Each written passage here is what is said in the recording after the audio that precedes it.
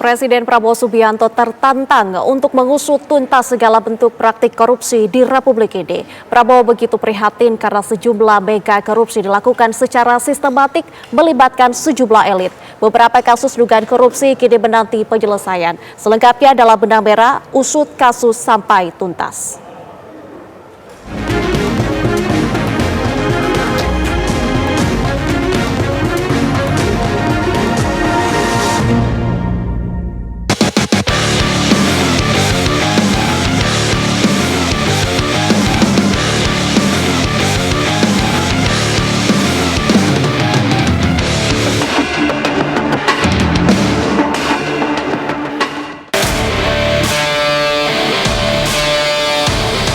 Satu tahun menjabat, Presiden Prabowo Subianto berkali-kali menyampaikan peringatan tegas. Tidak ada lagi kasus hukum yang tak tersentuh di Republik ini. Sepanjang kurun itu pula, Kejaksaan Agung dan Komisi Pemberantasan Korupsi atau KPK disebut berhasil mengungkap puluhan kasus korupsi. Jumlahnya tidak kurang dari 43 kasus, nilainya mencapai ratusan triliun rupiah. Korupsi pengelolaan minyak mentah yang terjadi di lingkungan PT Pertamina sepanjang kurun 2018 hingga 2023 misalnya dianggap sebagai yang terbesar. Nilainya dibilang lebih dari 900 triliun rupiah. Dalam kasus ini salah satu nama yang santer dibahas siapa lagi kalau bukan Muhammad Riza Khalid. Dikenal dengan sebutan Raja Minyak. Sejak 10 Juli 2025, Kejaksaan Agung telah menetapkannya sebagai tersangka.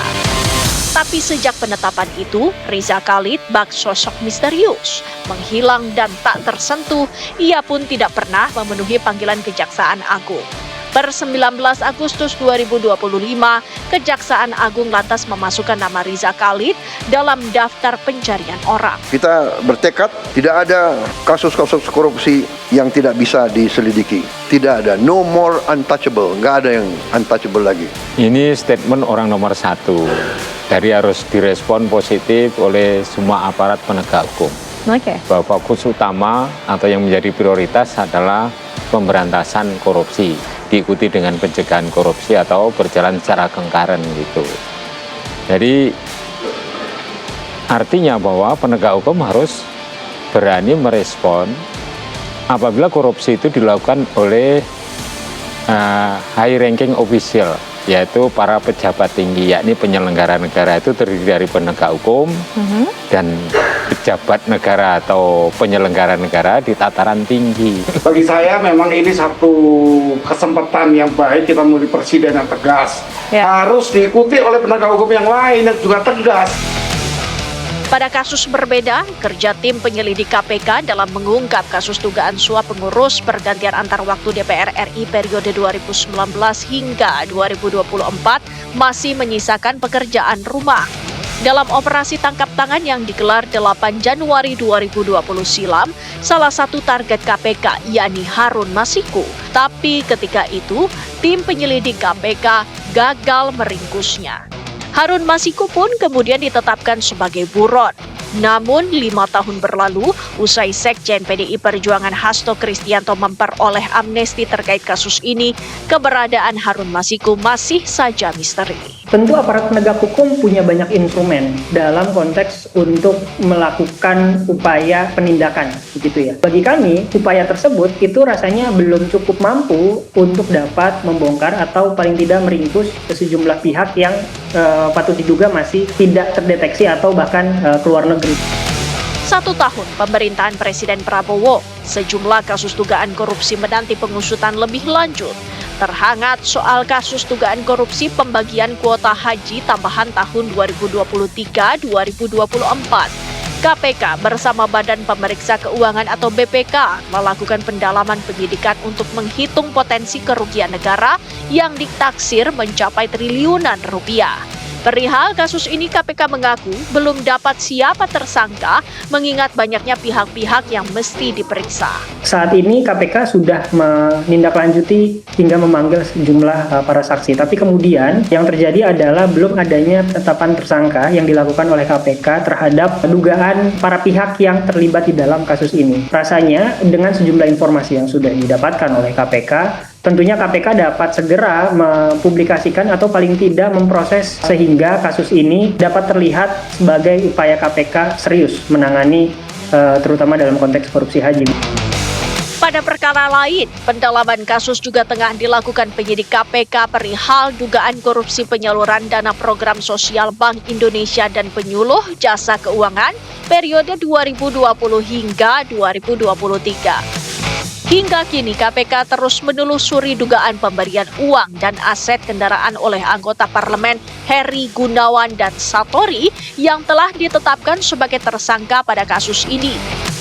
Kasus ini berawal dari hasil analisis transaksi mencurigakan yang dilaporkan Pusat Pelaporan dan Analisis Transaksi Keuangan atau PPATK serta aduan masyarakat. Aduan ini kemudian ditindaklanjuti KPK dengan penyelidikan umum yang dilakukan sejak Desember 2024. Untuk memaksimalkan potensi kerugian keuangan negara itu agar kembali, memang banyak jalan yang harus ditempuh. Ya, mungkin saat ini itu yang bisa dilakukan. Tapi di sisi yang lain memang publik meminta agar tidak hanya aset yang kembali, tapi putusan terhadap pemidanaan juga maksimal. Hasil kejahatan korupsi itu harus dikembalikan, minimal nilainya sama dengan kejahatan korupsi yang sudah diperoleh oleh si pelaku tindak pidana korupsi.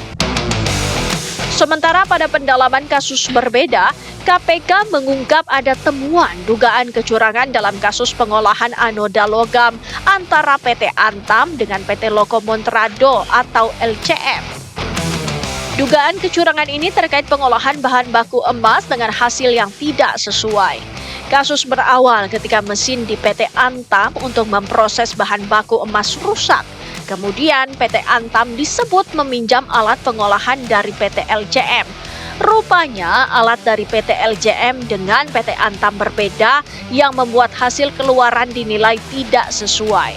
Akibat praktik ini, kerugian negara ditaksir sekitar 100,7 miliar rupiah. Kalau kita lihat dari struktur kekuasaan yang dipegang oleh Presiden saat ini, Presiden dapat meminta penegak hukum kejaksaan, kepolisian dan juga KPK untuk dapat segera membongkar kasus-kasus yang menarik perhatian publik atau kasus-kasus besar begitu ya. Pak Prabowo juga kemudian menelusuri juga dari sisi potensi korupsi. Sampai dengan data terakhir hari ini ada 1.000 triliun lebih potensi kerugian negara yang bisa diselamatkan oleh pemerintahan Pak Prabowo melalui KPK dan Kejaksaan. Nah, pada penelusuran anggaran ini kemudian yang kemudian berhasil diselamatkan, yang kemudian berhasil diefisiensi, kemudian disalurkan kepada sektor-sektor yang tadi saya sebutkan krusial.